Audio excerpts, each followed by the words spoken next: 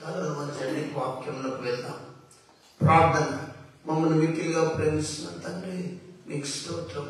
ఈరోజు మీ బైబిల్ వాక్యం లేఖనాన్ని ధ్యానించుకుంటుండగా మీరు మాతో చుట్టిగా చక్కగా మాకు అర్థమయ్యే రీతిగా వివరించి మాట్లాడమని ప్రార్థిస్తున్నాం. పరిశుద్ధాత్మ దేవా, మేము మీ లేఖనాలు చదువునప్పుడు ధైర్యం, విశ్వాసం, మంచి ఆరోగ్యం, స్వస్థత, క్షేమం, నెమ్మది ఈ జీవిత యాత్రలో మాకు అనుగ్రహించమని ప్రార్థిస్తున్నాం. దేవా, ప్రతి బిడ్డ విని గ్రహించి మిమ్మల్ని అనుదినము స్తుతించే భాగ్యం దయచేయమని, లైవ్ ఇచ్చిన కుటుంబాలను, కూడి వచ్చిన బిడ్డలందరినీ ఆశీర్వదించమని యేసు నామములో ప్రార్థిస్తున్నాము తండ్రి. ఆమేన్. దయచేసి క్రీస్తునందు ప్రియ దేవుని బిడ్డలారా, దేవుని వాక్యం బహు జాగ్రత్తగా వినండి, గ్రహించండి, గమనించండి. మీరు దేవుని వాక్యం వింటున్నప్పుడు మీరు మీ యొక్క ఆలోచనలు అట్టి పొందకండి. ఎందుకంటే ఈ మాటలు దొరికిన వారికి జీవం, సర్వశరీరానికి ఆరోగ్యం వస్తుంది. కాబట్టి దేవుని వాక్యం మనం ధ్యానించి దేవుని స్తుతిద్దాం, ఆత్మతో సత్యంతో దేవుని ఆరాధిద్దాం. ఈరోజు నేను చెప్పే అంశం ఏంటి తెలుసా? లూకా సువార్త 19వ అధ్యాయం 10వ వచనం ఒకసారి చూసుకోండి. పరిశుద్ధ గ్రంథంలో నుంచి లూకా సువార్త 19వ అధ్యాయం 10వ వచనం చూడండి. బైబిల్స్ ఉన్నవారు లూకా సువార్త 19వ అధ్యాయం 10వ వచనం. నశించిన దాన్ని వెతికి రక్షించుటకు మనుష్య కుమారుడు వచ్చనని అతడితో చెప్పాను. ఇక్కడ ప్రతి ఒక్కరు బైబిల్ చదువుతున్న మీరు క్రైస్తవ విశ్వాసులైన మనమందరం తెలుసుకోవాలి. నశించిన దాన్ని వెతికి రక్షించడానికి మనుష్య కుమారుడు వచ్చెను. కొంతమంది యేసు ప్రభు పుట్టుకల గురించి చాలా విమర్శిస్తారు, కానీ బైబిల్ లేఖనాలు తెలవాలి. యేసు ప్రభు మానవ రీతిగా వచ్చిండు, మనుష్య కుమారునిగా వచ్చిండని లేఖనాలు చెప్తున్నాయి. ఒకవేళ ఒకసారి మనం టోకీగా లోక సంబంధంగా ఆలోచిస్తే, మనము తల్లి గర్భంలో 9 నెలలు ఉంటాం, అవునా? మన యేసు ప్రభు మానవ రీతిగా మరియ గర్భాన జన్మించి లోకానికి వచ్చిండు. మనము వేరే ఒక ఆవు కడుపుల్లో, పంది కడుపుల్లో, వేరే బర్రె కడుపుల్లో పుడితే మనకు ఆ భాషలు వస్తాయా? ఇవి మాట్లాడుకుంటామా? దేవుడు దాని రూపాన్ని పెట్టి దేవుడు నిర్మించిండు. దేవుడు ఏ రీతికి వచ్చిండు? మనుష్య రూపకంగా ఈ లోకానికి వచ్చిండు. అందుకే మనం దేవుని తెలుసుకోవాలి. ఒకవేళ దేవుడు వేరే రూపకంగా, నేను గొప్ప దేవుని అని వేరే రూపకంగా వస్తే మనము ఆయన ఆరాధించకపోయే వాళ్ళం. మన రీతికి వచ్చి మన స్వభావం చుట్టి మనలా మాట్లాడడానికి యేసు ప్రభు మానవ రూపం ధరించుకొని వచ్చిండు. ఎందుకు వచ్చిండు? మళ్ళీ చదవండి లేఖనాలు. నశించిన దాన్ని వెతికి రక్షించడానికి మనుష్య కుమారుడు వచ్చెను. యేసు ప్రభు మనుష్య రూపం దాల్చి లోకానికి వచ్చాడు. కొంతమంది క్రైస్తవులు కూడా క్రిస్మస్ అనేది బైబిల్లో లేదు కదా, ఎట్లా ఆరాధిస్తారు? వాళ్ళు మేధావులు అన్నట్టు, ఆరాధించడం పిచ్చోళ్ళు అన్నట్టు. ఒకటి క్రిస్మస్ గురించి నేను మీకు చెప్తున్నా. క్రిస్మస్ అంటేనే క్రీస్తును ఆరాధించడం. ఫస్ట్ బైబిల్స్ ఒకసారి తీసుకోండి దయచేసి. లూకా సువార్త 2వ అధ్యాయం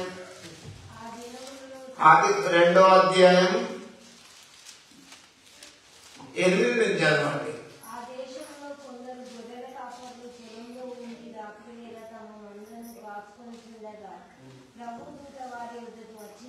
చూడండి, బైబిల్లో ఆ దినములలో ఆ దేశంలో కొందరు గొర్రెల కాపర్లు రాత్రి వేళ తమ మందను కాచుకొంచుండగా ఏమొచ్చింది? ప్రభు దూత వారి యొద్దకు వచ్చి నిలిచెను. నువ్వు క్రైస్తవ విశ్వాసం అయితే నీ యొద్దకు ఎప్పుడన్నా దూతలు వచ్చినాయా? చెప్పండి.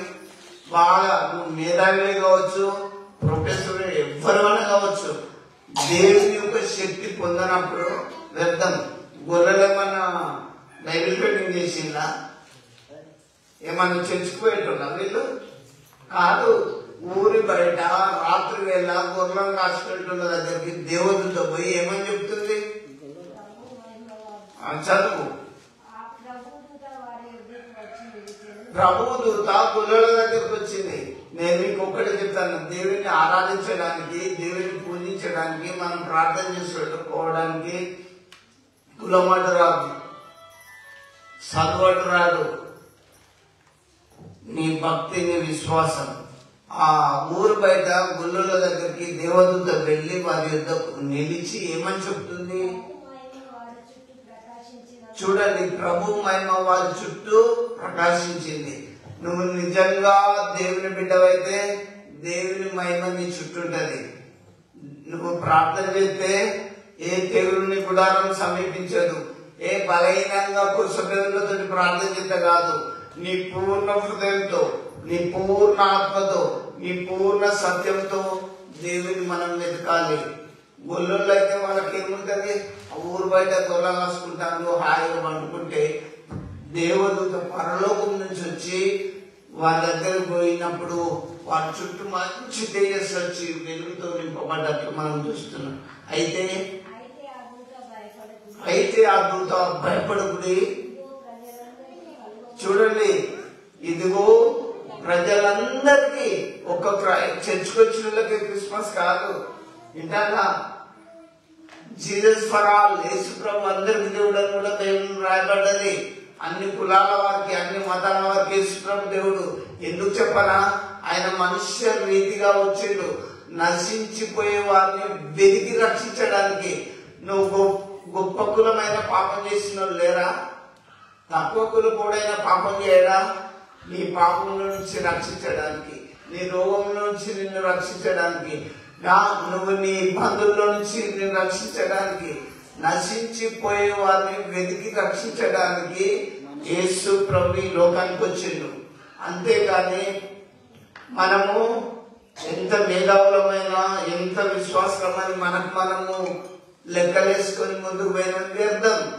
ఎందుకంటే యేసు ప్రభు దేవదూతలే యేసు ప్రభు పుట్టిందని గొల్లల దగ్గర పోయి ఏమని చెప్తుంది చూడండి. ఇదిగో గొల్లలారా, ప్రజలందరికీ కలగబోయే మహా సంతోషకరమైన సువర్తమానం నేను మీకు తెలియజేస్తున్నాను. పరలోకంలో నుంచి దేవదూతలు గొల్లల దగ్గరికి వచ్చి, గొల్లలారా, ప్రజలందరికీ, భూమి మీద ఉన్న మానవాళికి మొత్తానికి మంచి సువర్తమానం తెచ్చిన. ఏంటిది ఆ సువర్తమానం? దావీదు పట్టణంలో నేడు రక్షకుడు మీ కొరకు పుట్టినాడు. ఆ ఊరి పేరు చెప్తాను చూడండి. ఒక ఉత్తరం వస్తే ఫలాని రత్నం పామునూరు అని చక్కగా దగ్గర వాళ్ళ ఇంటికి పోతుంది. దేవదూతలు కూడా పరలోకం నుంచి వచ్చి గొర్రెలకు ఏమని చెప్తాను? దావీదు పట్టణంలో నేడు రక్షకుడు మీ కొరకు పుట్టి ఉన్నాడు. ఎందుకు కొరకు పుట్టి ఉన్నాడు? లేఖనాలు చూడండి. ఈయన ప్రభు అయిన క్రీస్తు. అరే ఒక్క నిమిషం, క్రిస్మస్ లేదని వాదించడానికి నేను చెప్తాను. దేవదూతలే వచ్చి గొల్లలకు చెప్తే నువ్వు మేధావి కావచ్చు, నువ్వు బాగా ప్రొఫెసర్, నువ్వు ఉన్నతమైన సర్వే చదవచ్చు, థియాలజికల్ స్టడీస్ అన్ని చదవచ్చు. ఒక్కసారి దేవదూతలు ఇట్లా కళ్ళారా చూసిందా? ఎంత ఎదిగినాం, ఎంత తగ్గినాం, క్రైస్తవత్వంలో ఎంత దిగజారిపోయినాం. గొల్లలకు ఏమి డిగ్రీలు లేవు, ఉన్నాయా? ఊరు బయట గొల్ల రాసుకుంటాడు. వాళ్ళ దగ్గరకు దేవదూతలు పోయి, గొల్లలారా భయపడకండి, ప్రజలందరికీ కలగబోయే మహా సంతోషకరమైన సువర్తమానం నేను మీకు తెలియజేస్తున్నా. ఏంటిది? దావీదు పట్టణంలో నేడు రక్షకుడు మీ కొరకు పుట్టి ఉన్నాడు. దానికి ఇదే మీ కారణాలు. చూడండి, అడ్రస్ చెప్తాను. దావీదు పట్టణంలోకి వెళ్ళండి గొల్లవారులారా, నేడు మీ కొరకు రక్షకుడు పుట్టి ఉన్నాడు అని చెప్పి చెప్తుంది. ప్రియ దేవుని బిడ్డలారా, నేను మీకు తెలియజేస్తున్నా. ఏంటిది? దావీదు పట్టణంలో రక్షకుడు, లోక రక్షకుడు పుట్టినాడు. అలా ఒక ఓన్లీ చర్చకొచ్చేటోళ్ళకి కాదు, ప్రజలందరి కొరకు. వింటున్నా? కాబట్టి నేను మీకు చెప్తున్నా, రక్షకుడు. ఇప్పుడు డాక్టర్ ఉంటే పేషెంట్కు సేఫ్, అవునా? ఏ రోగం వచ్చినా చూస్తాడు. కానీ పాపానికి ఎవరు? ఏ గుండెను తల్లి చూసినా పాపం లేని హృదయం ఎక్కడున్నది? పాపం లేని మనుషులు ఎక్కడున్నారు? నిన్ను పాపంలో నుంచి రక్షించడానికి యేసు ప్రభు ఈ లోకానికి వచ్చింది. అందుకే నమ్మాలి. విమర్శించడం మానుకో. విమర్శించిన వాళ్ళందరూ నశించిపోయిండు. యేసు ప్రభు వాక్యమును నమ్మని వాళ్ళందరూ నశించిపోయిండు. దేవుని బిడ్డారా, యేసు ప్రభు రియలైన దేవుడని దేవదూత గొల్లలకు సువార్తమానం చెప్తుంది. నశించిపోయే గొల్లలారా, దావీదు పట్టణంలో రక్షకుడు మీ కొరకు పుట్టినాడు. కాబట్టి మీరు వెళ్ళి ఆయనను ప్రకటించండి అని చెప్పింది. కంటిన్యూషన్ చేయండి, నేను చెప్తా.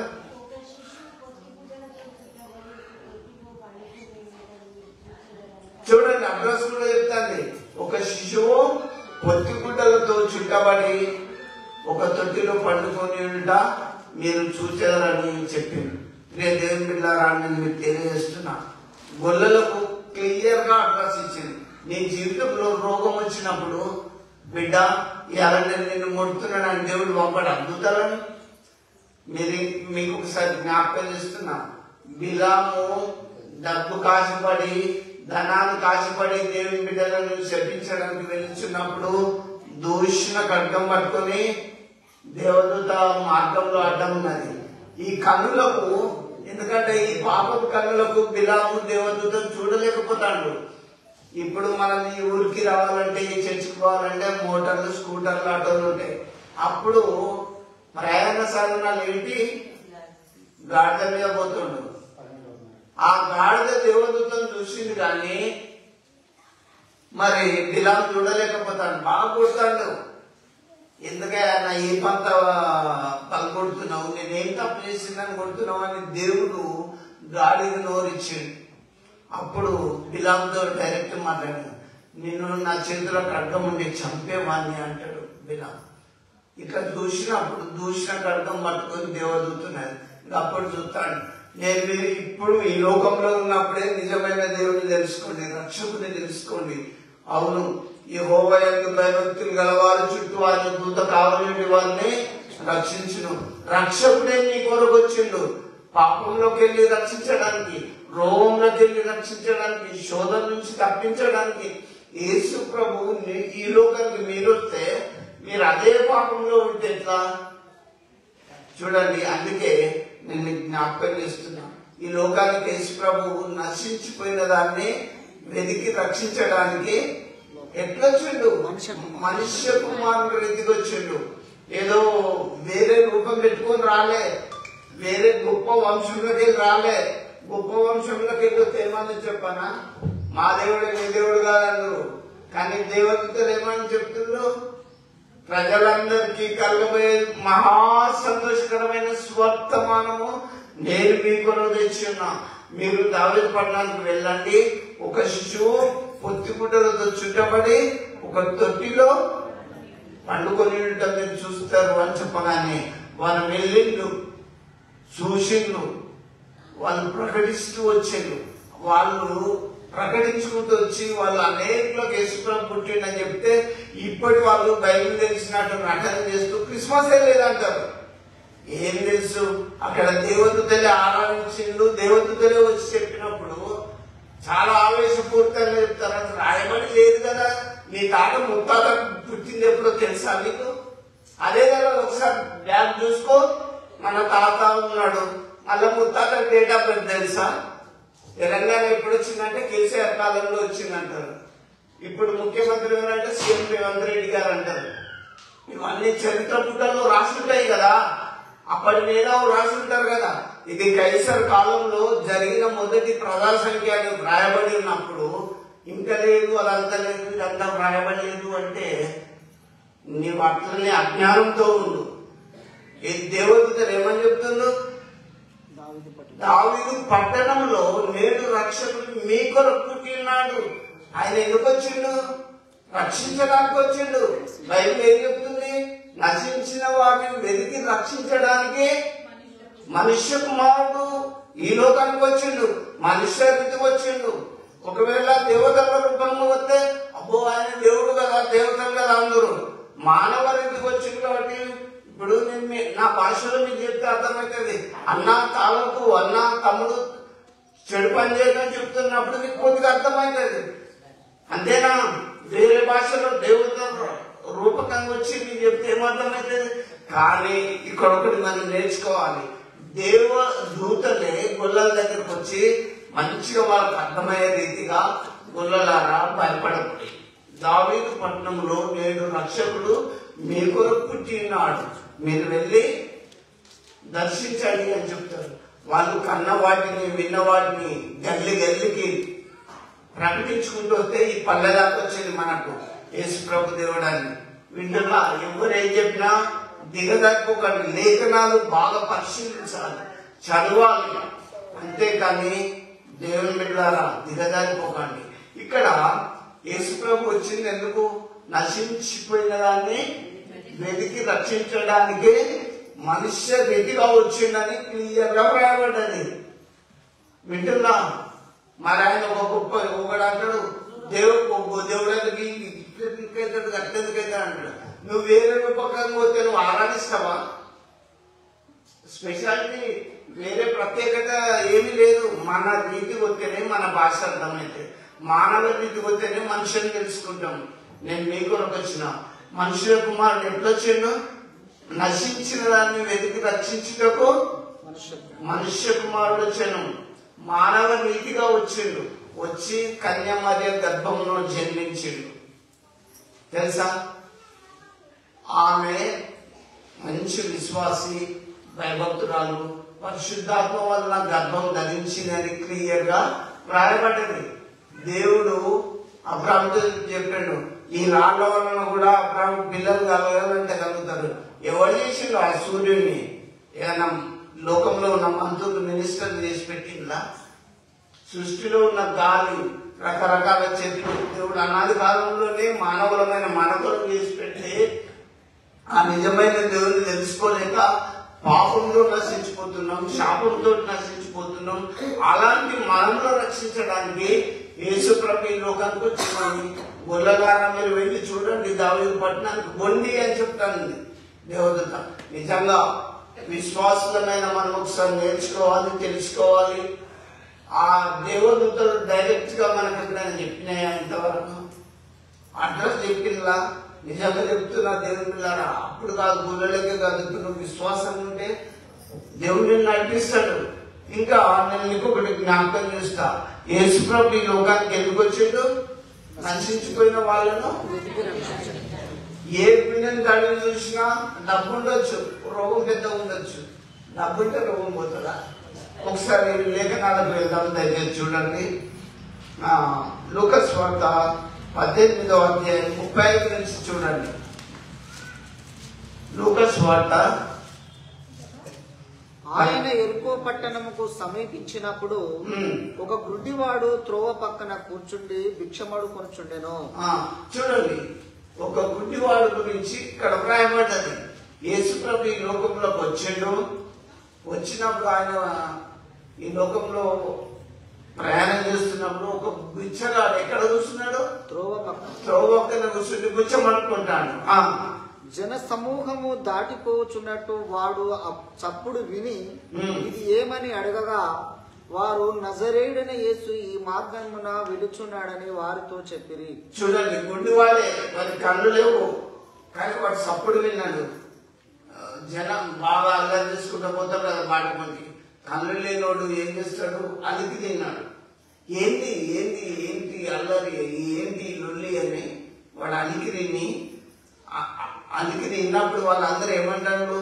నజరేయుడైన యేసు ఈ మార్గంన పోవుచున్నాడు అని మనకు చెప్పింది. అయితే అప్పుడు వాడు యేసు దావీదు కుమారుడా నన్ను కరుణించుమని కేకలు వేయగా, ఇక్కడ మనం నేర్చుకోవాలి. ఈ గుడ్డోడు యేసు ప్రభువుని చూసినాడా? చూడండి, వాడి కళ్ళే కనబడే, సప్పుడు మాత్రం విన్నాడు. అవునా? వాడు ఏమని అడుగుతాడు? వాడు తెలుగు కల్లా ఉండేవాడు, మామూలు కాదు. బాగా గుర్తు పెట్టుకోండి. మనకు తెలుగు ఉండడానికి ఎన్నో పట్టాలు పొంది డిగ్రీలు పొందిన వేస్ట్. యేసుప్రభుని చూడండి, కన్నులు ఎందుకు చూడు. నీకు ప్రాబ్లం రావచ్చు, నువ్వు నశించిపోతున్నావచ్చు. యేసుప్రభుని విలువ దేవుడు ఖచ్చితంగా నీకు ఆన్సర్ ఇస్తాడు, ఖచ్చితంగా ఇస్తాడు. ఇరుకులో విశాలత కలిగజేస్తాడు.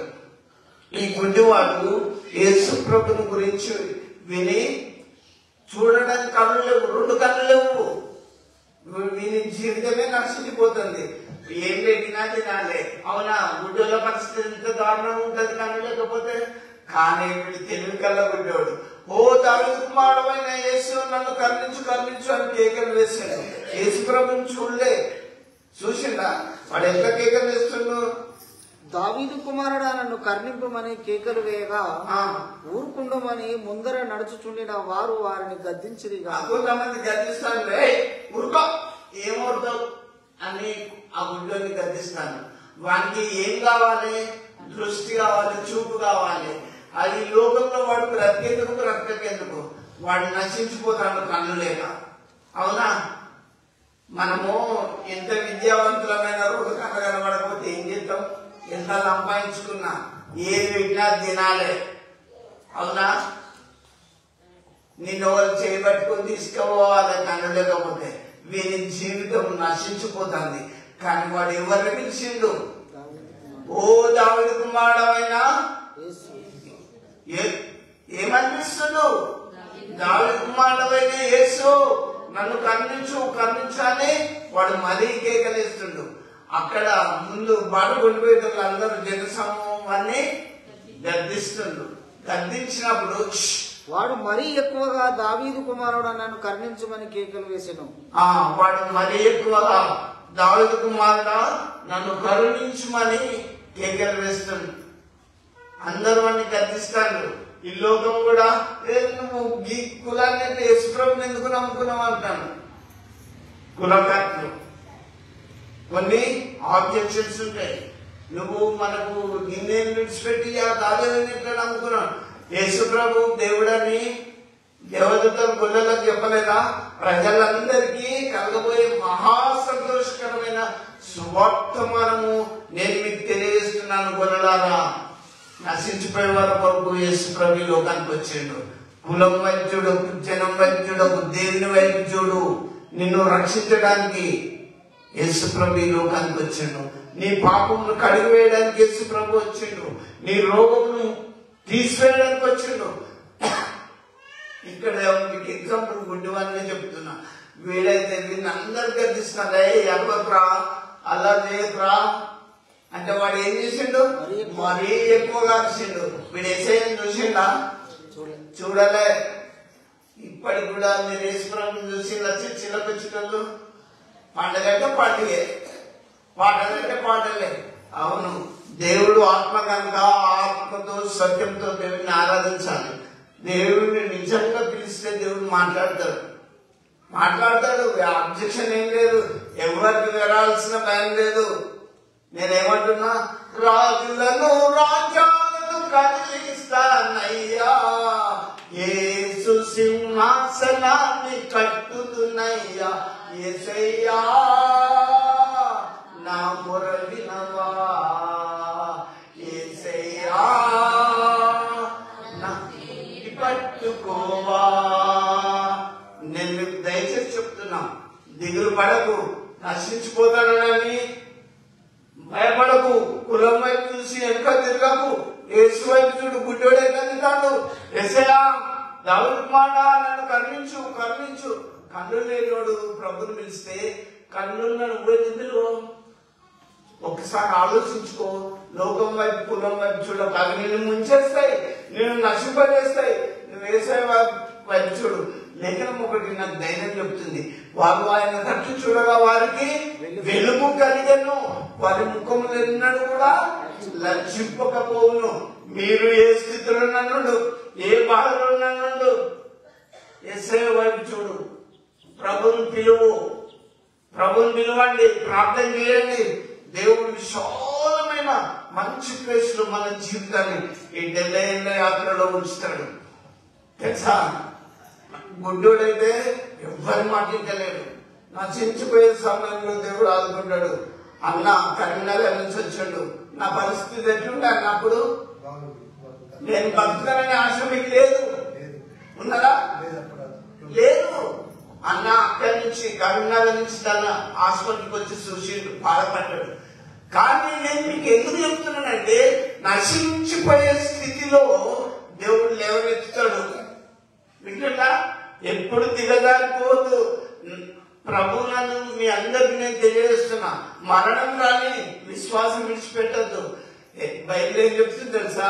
నరుడా, నిన్ను నేల నుంచి తీసిన కాబట్టి నువ్వు మన్నే కనుక మళ్ళీ మట్టి అయిపోతావు అని చెప్పాడు. ఆత్మ దయచేసిన దేవుని యొక్క పోతుంది. జీవం ఉన్నంత వరకు, ప్రాణం ఉన్నంత వరకు లోకంలో మనం నశించిపోయేలాగా దేవుని చెంత చేరే వరకు కూడా ప్రభుని ఆరాధించే బిడ్డలంగా ఉండాలి. దేవుడు నీ కొరకే వచ్చిండు. ఆ గుడ్డోడికి అయితే ఏం తెలియదు, యేసు ప్రభువులే అందరూ గర్దిస్తున్నారు. కానీ దావీదు కుమారుడా నన్ను కరుణించు కరుణించు అంటే యేసు ప్రభు ఏం చేసిండు చూడు.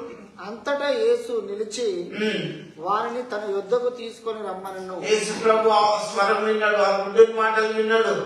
తీసుకొని రండి, అతను నా దగ్గర తీసుకొని రమ్మని చెప్పి నిలిచి ఆ మందిరంకి యేసు ప్రభును ఆ గుడ్డోని పిలిపించుకున్నాడు. ఏం చేసిండు? వాడు దగ్గరకు వచ్చినప్పుడు ఆయన నేను నీకేమి చేయగోరుచున్నావని అడగగా వాడు ప్రభువా చూపు పొందగోరుచున్నానను. చూడండి, యేసు ప్రభు రాగానే అరే నా దగ్గరకు వచ్చిండు కదా అని వెంటనే ముట్టలే. అవన్నీ అక్కడ టెస్ట్ చేసిండు. నీకేం కావాలి? నువ్వు నన్ను పిలిచినావు, నీకేం కావాలంటే అయ్యా నాకు చూపు కావాలి, లోకంలో నువ్వు బ్రతకాలంటే నీకు ఆరోగ్యం కావాలి. చూడండి, సైతాన్ శోధనలు మనకు రావద్దంటే యేసుని పిలువు, రోగం పోవాలంటే యేసుని పిలువు. అప్పుడే కాదు, ఈ రోజుల్లో ఇప్పుడు కూడా పోతే అయ్యారు. ఇదేమో ఆషమాషి కాదు, జీసస్ ఇస్ రియల్. యేసు ప్రభు నిజమైన దేవుడు. అందుకే దేవదూతలు వచ్చి కొల్లలో చెప్పినాయి ప్రజలందరికీ, నా ఒక్కరికే కాదు, నాలో ఏదో స్పెషాలిటీ ఉన్నదని కాదు, మీ అందరికీ దేవుడు ఉంటాడు. నేను వారి హృదయంలో నివసించి సంచరించదను. అందరిలో ఉంటాడు. స్పెషాలిటీ ఎవరి లోపల లేదు. నువ్వు ప్రార్థన చేసుకో, కానీ మీ హృదయం నేర్చుకుంటాలని ప్రభు వాక్యాన్ని బట్టి చెప్తున్నా. గుడ్డల దగ్గరకు వచ్చిండు యేసు ప్రభు, అయ్యా నాకు చూపు కావాలన్నాడు. అంటే యేసు ప్రభు ఏమన్నాడు? యేసు చూపు పొందుము, నీ విశ్వాసము నిన్ను స్వస్థపరచనని వానితో చెప్పాను. చూపు పొందుము ఒక్కటే మాట.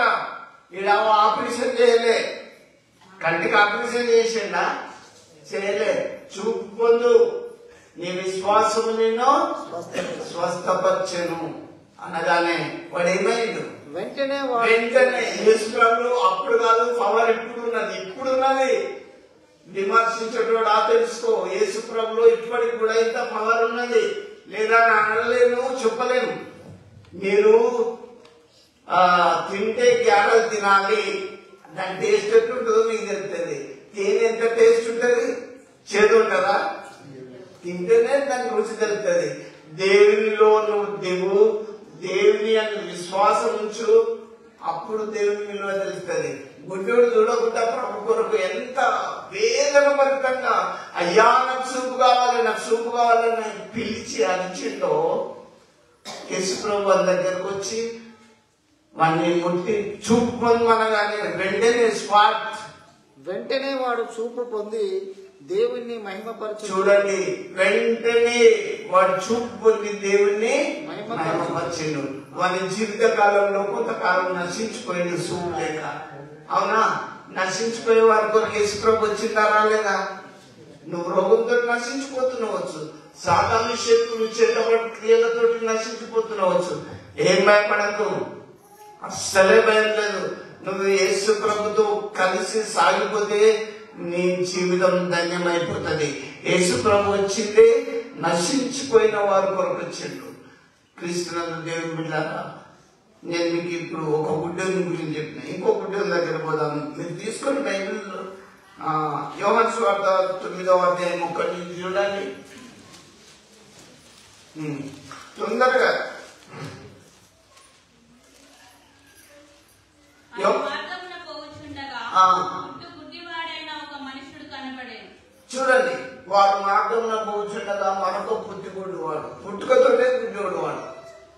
వాడి లైఫ్ ఎంత నశించిపోతుంది. వాడు పుట్టేందుకు నయనం ప్రధానం. కళ్ళు లేకపోతే మనం ఈ లోకంలో ఏం చేద్దాం చెప్పు? సత్యదాకా ఇప్పటి నుంచి వాడి 60-70 ఏళ్ళ యాత్ర జీవితం. కానీ ఇక్కడ మనం చూడాలి, వాడు పుట్టుకతోటే వాడికి కళ్ళు లేవు. చూడండి, నీ జీవితంలో ఏదైతే లాస్ గా కొత్తగా ఏదైతే లాస్ ఉందో గమనించుకో. నశించిపోయే వారి కొరకు యేసు ప్రభు ఈ లోకానికి వచ్చిండు. కాబట్టి మాట్లాడదు. నశించిపోయే వారి కొరకు యేసు ప్రభు ఈ లోకానికి వచ్చిండు. ఎందుకు వచ్చిందంటే వారి మార్గంలో కూర్చుండగా పుట్టుకుంటే వాడు ఒకడు కనబడ్డాడు. చదవమ్మా.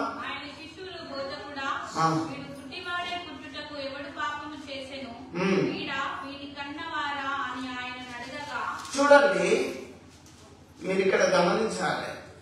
ఇప్పుడు ప్రార్థనకు వస్తున్నాడు, వీళ్ళకి ఎందుకు ఇట్లా జరిగింది అని లోకం మనల్ని ప్రశ్నించరా?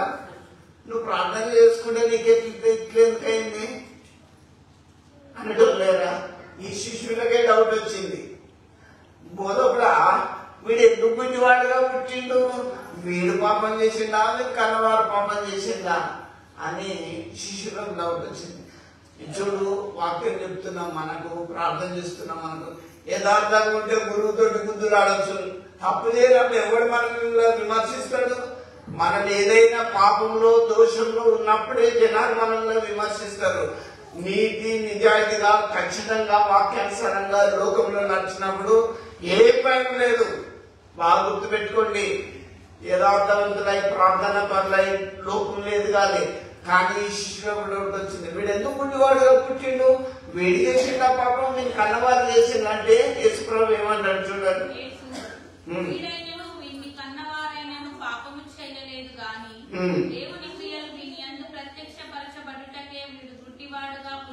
ఇక్కడ మనం నేర్చుకోవాలి, వీడు పాపం చేయలేదు, వీడి కన్నవారు పాపం చేయలేదు కానీ వీడు గుడ్డిగా వాడుగా పుట్టడానికి దేవుడి క్రియలు కొన్ని జరగాల్సి ఉన్నాయి. ఇప్పుడు మన ఇంట్లో సడన్ గా సావు వచ్చింది అనుకో, సావు వస్తే ఏమనుకుంటాం? అయ్యో పిలుపు గుడికే పోయేటోళ్ళు కదా, ఎందుకు సావు? అవును, అందరం పోతాం. ఇవాళ నువ్వు గొయ్యలేసుకొని ఎంజాయ్ పోయి ఆపరేషన్ చేసుకొని వచ్చిన తర్వాత ఉంటావా? ఇంకా 10 ఏళ్ళకైనా పోవా? ఏ ఇయర్ అయినా సాగు ఉంటుంది. అదొక్కటి ఫస్ట్ నేర్చుకోవాలి. వీడు పాపం చేయలేదు, వీని కన్నవారు పాపం చేయలేదు కానీ దేవుని క్రియలు వీడిని ఎందుకు ప్రత్యక్షపరచబడ్డకే వీడు గుడ్డివాడుగా పుట్టిండు. వాడు ఎందుకు పుట్టిండు? దేవుని క్రియలు వాళ్ళు జరగాలనే దేవుడు వాళ్ళు చేసిండు కొంతకాలం. మనకు రాష్ట్రాన్ని నో ప్రాబ్లం, మనం అనుకున్న జరగకపోతే నో ప్రాబ్లం. ఒకటి నాకు దేవుని వాక్యాన్ని బట్టి చూస్తే నేను జ్ఞాపకం చేస్తాను. అబ్రాహాము విశ్వాసులకు తండ్రిని రాయబడ్డది, ఆయనకు ఆయన పిల్లలు లేరు. ఆస్తి బాగానే ఉన్నది, పిల్లలు లేరు. ఏం లాభం? ఆస్తి ఏం లాభం పిల్లలు లేనప్పుడు అని మనం లోక సంబంధంగా ఆలోచించుకుంటాం. మనం చచ్చిపోయినప్పుడు మనం సంపాదించింది కూడా కట్టకడికి ఎత్తుకోలేము, సమాధి గారికి పోతామా? ఈ బట్టలు ఆ ఒక్కరోజు దొరికి ఆ లోపల పెట్టేస్తారు అంతే. ఇది శాశ్వతం కాదు లోకం. అయితే అబ్రాహాం మాత్రం అట్లాగే విశ్వాసంగా ఉన్నాడు. చివరికి వయసులో కొడుకుని అనేది ముసలితనం 100 సంవత్సరాలకు కుమారుని ఇచ్చిండు. దేవుని ప్రణాళిక ఎట్లుంటో మన ఎవరో తెలుసుకోవాలి. వింటున్నా, దేవుని ప్రణాళిక దేవుడు ఇస్తాడు, తీసుకుంటాడు. మనం చాలా నా బిడ్డ నా కొడుకు మాట్లాడాలి మనం చాలా అంటాం. బిడ్డని టైం అయిపోయింది రావాలి అంటే వెళ్ళిపోవాలి కదా. ఇప్పుడు మనము దేవుని పిలుపుకు లోబడాలి, దేవుని వాక్యానికి లోబడాలి. ఇక్కడ వీడు పాపం చేయలేదు, వీని తల్లిదండ్రులు పాపం చేయలేదు. దేవుని క్రియలు వీళ్ళు జరగడానికే వీడు గుడ్డివాడుగా పుట్టిండు అని చెప్పిండు. అయితే చదవం.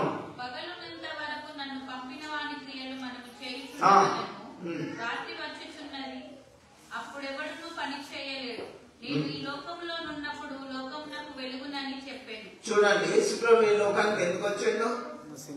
నశించిపోయే వారిని వెలిగించడానికి వచ్చిండు. ఈ లోకానికి నేను ఎందుకు వచ్చినా చెప్తాను, ప్రతి వాళ్ళని వెలిగించడానికి వచ్చిండు. నీ లోపల పరిశుద్ధాత్మ లేకపోతే దేవుని యొక్క శక్తితో నింపబడి నిన్ను స్వస్థపరుస్తాడు. దేవుడు లోకానికి వచ్చింది ఎందుకు? వెలిగించడానికి, నిన్ను బాగు చేయడానికి. చూడండి, గుడ్డివాడికి కన్నులు ఇచ్చిండు. ఈడికి వచ్చేవాడు వరం ఇంకో గుడ్డివాడు, వాడు తమ పక్కన పుట్టుగుడ్డివాడు అన్నాడు. నేను లోకానికి ఎందుకు వచ్చినా? ప్రతి ఒక్కరిని వెలిగించడానికి వచ్చింది అన్నాడు. దేవుని వెలుగు ఎవరి లోపల అయితే లేదో వాళ్ళ హృదయం చీకటిగా ఉంటది. ఆ కంటిన్యూ చేయమ్మా. ఆయన ఇట్లు చెప్పి నేల మీద ఉమ్మి వేసి ఉమ్మితో బురద చేసి వాని కన్నుల మీద ఆ బురద పూసి. చూడండి, యేసు ప్రభు ఏం చేసిందంటే ఇక్కడ ఒక నేల మీద ఉంచండు. ఉంచి ఆ ఉమ్ముతోటి బురద చేసి వాని కన్నుల మీద ఇట్లా మూసిండు. కన్నుల మీద మూసి నువ్వు శిలోయమని కొన్నింటికి వెళ్ళి కడుక్కోపో అన్నాడు. ఒక్కసారి మనం ఈ వాక్యాన్ని ధ్యానిద్దాం, ఆలోచిద్దాం. వాడు మీరు కళ్ళలేవా? శిలోమో కొన్నింటి దగ్గరికి ఎట్లా పోతాడు? పోవడం కష్టం కదా. మనకి పరీక్ష పెట్టిండు. నువ్వు వెళ్ళు, అక్కడ పోయి కడుక్కొని చూపు పొందన్నాడు. ఇంకొకటి తక్షణమే చూపు వచ్చింది. ఒక్కొక్కరి దేవుని ఉద్దేశాలు వేరే ఉంటాయి. అయ్యో మా కుటుంబంలో ఇట్లా జరిగింది, మాకు ఇట్లా అయింది. అవును, జరిగింది, నో ప్రాబ్లం. దేవుడు ఆశీర్వదిస్తాడు, దేవుడు దీవిస్తాడు. ధైర్యం ఉండాలి, ప్రభు వైపు చూడాలి. మనం నశించుకోవడం ఆయనకి ఇష్టం కాదని రాయబడ్డది. నా బిడ్డలు బాధపడి ఏడుస్తుంటే నాకు ఇష్టమని దేవుడు అంటే లేడు. ఇక్కడ మీరు ఒకసారి నువ్వు రోగంతో అదే స్థితిలో ఉన్న దేవుడు నేను బాగు చేస్తాడు. పిలు, ప్రార్థన చేయి, విశ్వాసం ఉండు. ఇక్కడ ఉమ్ము ఉంచి ఆ ఉమ్ముతోటి బురద చేసి వారి కళ్ళకు వచ్చినప్పుడు అక్కడ ఇంకొక బ్యాచ్ జరిగింది, విమర్శించే బ్యాచ్. ఈయన దేవుడైతే ఉంచి వారి కళ్ళకు బురద ఎట్లా రాస్తాడు? ఈ దేవుడేనా? నిద్ర చేస్తాడా? వీడు ఉంచి ఇట్లా చేస్తే వస్తారా? చూడండి, అక్కడ కంటిన్యూ చేయమాట. ఆయన చూడండి, దేవుడు చెప్పినట్టు వాడు కట్టబట్టుకొని శిలోమని కోనేటికి పోయి కడుక్కున్నాడు.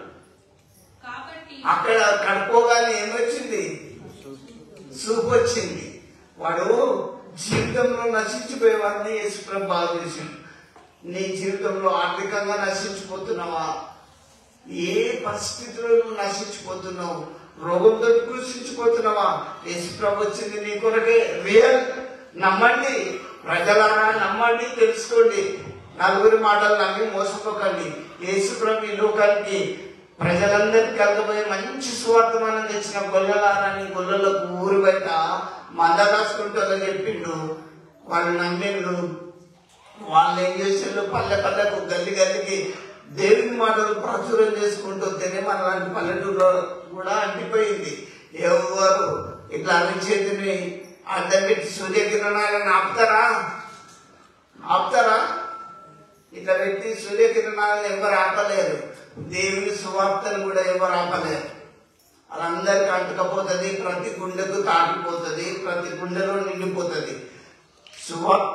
సంతోషకరమైన వార్త, యేసుప్రభు అలా పుట్టిందని కొల్లలో దేవతలు చెప్తాంటే క్రిస్మస్ లేదు, ఆ రోజు మేము ఆచరించమని ఒక బ్యాచ్ కూడా ఉన్నది. తెలుసుకోవాలి. దూదలు ఎందుకు వచ్చి చెప్పిండ్రు, గొల్లలు ఎట్లా విన్నారు, వాళ్ళెట్లా ప్రచురణ చేసిండ్రు, బయట చెప్పే మనము, సంఘాలు నడిపిస్తున్న మనము ఎందుకు పాటించలేము లేదో ఆలోచించుకోవాలి. యేసుప్రభు నశించిపోయిన దాని మీద వెతికి రక్షించడానికి వచ్చాడు. అయితే నీకు షార్ట్ గా చెప్తా. వాడు కనుక్కొని చూపు పొందొచ్చాడు. అక్కడ ఉన్న శాస్త్రులు, పరిచయాలు కొంతమంది విమర్శిస్తారు కదా, అరే వాళ్ళని లోకే చేర్చుకుపోతారు, పెద్ద భక్తులారంటూ మేము అంటారు లేదా? ఉంటారు. కానీ నీ జీవితంలో, నీ బ్రతకాలంలో దేవుని మందిర ఆవరణంలో ఒక్కరోజు గడుపుతా 1000 దినముల కంటే శ్రేష్టం. నీ కుటుంబం ఆశీర్వదింపబడితే ఏం భయపడకు. నీ బ్రతుకులో కృపాక్షేమంలో వస్తాయి. ఇక్కడ నేను నీకు జ్ఞాపకం చేస్తున్నా. కొంతమంది ఏం చేసిందంటే, నువ్వు ఎట్లా చూపుకొందినవురా అని చెప్పి వాడిని అడిగారు. శాస్త్రులు, పరిచయాలు. శాస్త్రులు అంటే బాగా పండితులు, బాగా చదువుకున్న వాళ్ళు. వాడిని పిలిచారు. తోవ పక్కన కూర్చొని పిచ్చపడే వాడిని నువ్వేనా అంటే నేనే. మరి కళ్ళెట్లు వచ్చిందంటే ఎవరో యేసు అనే వ్యక్తి వచ్చిండు, నా కళ్ళకు బురద పూసిండు, ఆ కోనేట్లో కడుక్కోమంటే నేను చూపు పొందినా. నువ్వు చూపు పొందినామా? వీడు కాదనుకున్నారు, వీడి అనుకున్నారు, వాళ్ళకే టెన్షన్స్. నేను మీకు చెప్తున్నా, అరే మొన్నటిదాకా ఈ పరిస్థితుల్లో ఇప్పుడు గిట్లైనప్పుడు అనే రోజు మీకు వస్తుంది. దేవుని అన్న మీరు నిలుచుంటే, స్థిరంగా మీరు క్రీస్తులో నాటబడితే దేవుడు అన్ని విషయాల్లో తెలుస్తాడు. అయితే వీడిని కాదు అడిగేది, మనం మీ తల్లిదండ్రులను పిలుద్దామని పిలిచిండు. ఆ గుడ్డోని తల్లిదండ్రులను పిలిచిండు. ఆ వచనం అనంతదండ్రులు, వీడు మీ కొడుకేనా అని అడిగిండు. మా కొడుకే అయ్యా. మరి వీడు నీ గుడ్డివాడుగా పుట్టిండు, ఆ మధ్యలో పుట్టిండు. పుట్టుడైతే పుట్టిండు, ఆడ ముఖ్యం పట్టుకుంటాడు. మరి కళ్ళెట్లు వచ్చినాయని అక్కడ శాస్త్ర పరిచయాలు అడిగితే తల్లిదండ్రులు ఏం సమాధానం ఇచ్చింది తెలుసా? వాడు వయసు వచ్చినాడు కదా, వాడికి ఏజ్ ఉన్నాడు కదా, వాడిని ఎట్లు వచ్చినాయి అడగండి అంటే వాడు అంటాను, ఏసాన్ని ఎట్లు వచ్చి నా కన్నులకు బుద్ధ కూర్చుండు, నేను సిలువమనకు నెట్ల కడుక్కోమన్నాడు, నేను నశించిపోతాంటే చూపు లేకపోతే పోయి కడుక్కున్నా, నాకు చూపు వచ్చింది అంతే. నిజమా? చెప్పని వాళ్ళు మరీ అడుగుతాను, ఎందుకంటే శాస్త్రులు కదా. అడిగితే ఏమన్నారు తెలుసా? మీరు ఇట్లా శిష్యులు కావాలనుకుంటారు, నేను కూడా అంటారు. అబ్బో మేమా గాయన శిష్యులం అవుతామా అని కొంతమంది యేసుప్రభు అంటే నచ్చని బ్యాచ్ లేదు ఈ లోకంలో, చాలా మంది ఉన్నారు. దిగాలి, యేసు ప్రభు ఏదో తెలుసుకోవాలి, ఆయన పేరు చెప్తేనే దయ్యాలు గతగద దొరుకుతాయి ఈ రోజుల్లో. ఇప్పుడు కూడా ఏం భయం లేదు, రోగాలు వదిలిపోతే పోతాయి. వెంటనే వాడు చూపుకుంది అనేకలో సాక్షిగా వచ్చిండు, వాని జీవితం నశించిపోయే పరిస్థితిలో ఉంది. ఒక్కటి నేను ముగిస్తా, దయచేసి టైమ్స్ వర్తిసుకోండి. మత్తయి సువార్త 8:28 నశించిపోయిన వాటిని వెతికి రక్షించడానికి యేసుప్రభు ఈ లోకానికి వచ్చిండు. అది గుర్తుపెట్టుకోండి.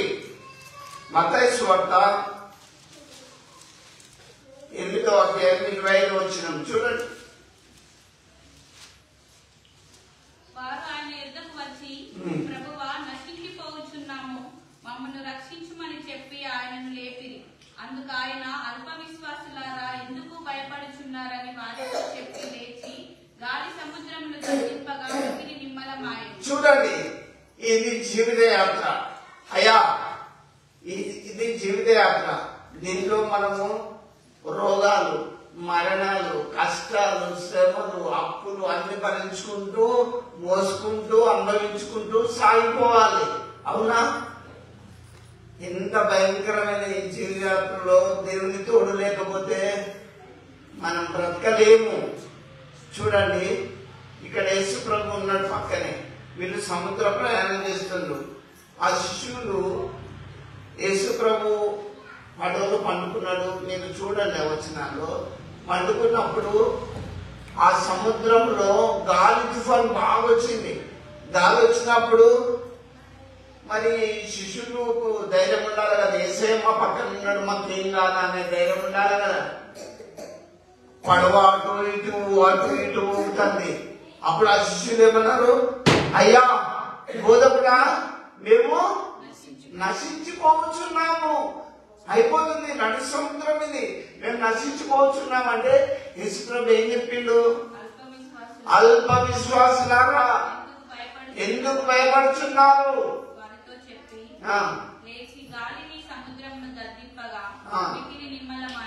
యేసుప్రభు లేచిండు, గాలిని సముద్రాన్ని ఆగిపో అని గద్దించిండు. కాంగా అయిపోయింది, గాలి తుఫాన్ అంతా ఆగిపోయింది. జీవితంలో రోగం వస్తే ఒకసారి మీరు ఆలోచించుకోండి. ఇటుకొని పక్కటెంకలు, ఇటుకొని పక్కటెంకలు, కళ్ళు ఇవన్నీ మనలో ఉన్న ఈ పేగులు ఇవన్నీ, హార్ట్ ఇవన్నీ ఎట్లొచ్చినాయి? తల్లి గర్భంలో మనకి ఎవరు సృష్టించి పెట్టిందో? సృష్టికర్తను మర్చిపోయి సృష్టిని పూజించుకుంటాను. అందుకే బాగా తెలుసుకోవాలి వాక్యం. లోతులకు రండి. ఇక్కడ శిశువులు యేసుప్రభు పక్కనే ఉన్నారు. అయ్యా మేము నశించిపోతున్నాం అంటే యేసుప్రభు లేచి గద్దించిండు. గాలి తుఫాన్ ఆగిపోవాలని అది కోమైపోయింది.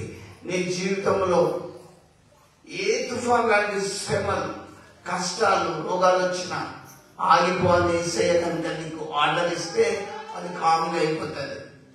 వెంటనే నా ప్రియ దేవుని బిడ్డారా, నా జీవితంలో నేను అనుభవించి చెప్తాను. ఎవరో నాకు చెప్పింది కాదు. దేవుని వాక్యాన్ని అనుదినం ధ్యానిస్తే క్రొవ్వు మీద లాంటి తృప్తి వస్తుంది. శడ్డక్ మేషక అబద్ధంలో వల్ల విశ్వాసం ఎట్లాంటిది అట్లా ఉండాలి. మీరు అందరు కష్టాలు రాదని కుంగిపోవద్దు, శ్రమలో చేతకాని వాళ్ళం కావద్దు, రోగంలో మనము దిగదాటిపోవద్దు. ఇప్పుడు మనకేమైనా రోగం కానీ ప్రజలు ఏమైనా డబ్బులు ఇస్తే ఒక హాస్పిటల్కి వెళ్తాను. ఫస్ట్ దేవుడితో మాట్లాడు.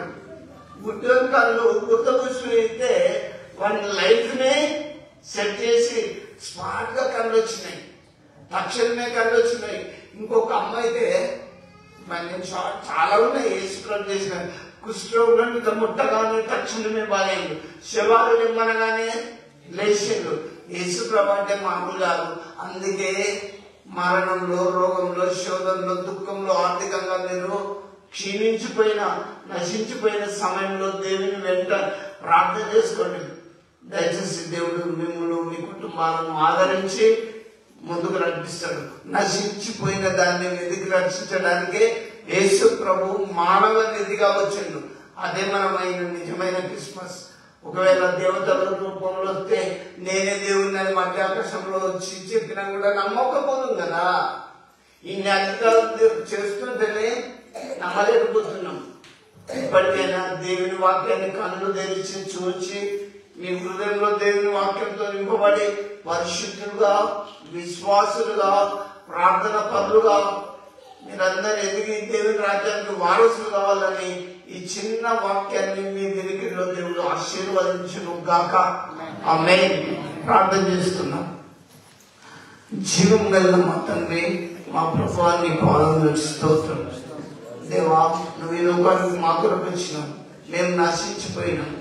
పాపంలో, శాపంలో, రోగంలో, దుఃఖంలో, శ్రమంలో కృంగిపోతున్నప్పుడు మా కొరకు వచ్చినవని నీ దూతలను పంపి గొర్రెలకు, ప్రజలందరికీ మంచి వర్తమానము చూపించి చెప్పిన దేవుడు, పరిశుద్ధాత్మ దేవుడా, నీ పాదములకు స్తోత్రం చెల్లిస్తున్నాం. మా మధ్యలో మా లైవ్ ఇచ్చిన బిడ్డల్లో ఎవరికి బలహీనతను మీరు ముట్టి స్వస్థపరచమని ప్రార్థిస్తున్నాం. మీకు ఆ శక్తి ఉంది ప్రభా. మీరు గద్దిస్తేనే సముద్రము తుఫాన్ ఆగిపోయింది, గాలి నిర్మలమైంది. అవును, పుట్టుకుంటి వారికి కనిపించిన దేవుడు. దేవా, అలాంటి విశ్వాసం కలిగి ఈ లోకంలో మేము సాగిపోతున్నప్పుడు మేము నశించకుండానట్లు మా ఆత్మను, మా శరీరాలను మీకు అప్పగిస్తున్నాం. మా సంఘంలో, మా గ్రామంలో, మా మండలంలో, మా రాష్ట్రంలో, దేశంలో అనేకులను స్వార్థనిగా తెలుసుకోవడానికి ఈ చిన్న సంఘానికి లేవనెత్తమని ప్రార్థిస్తున్నాం. సహకరిస్తున్న బిడ్డలందరినీ ప్రేమించమని ప్రార్థిస్తున్నాం.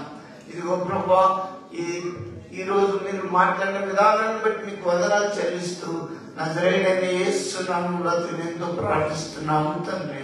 ఆమేన్. ఆమేన్.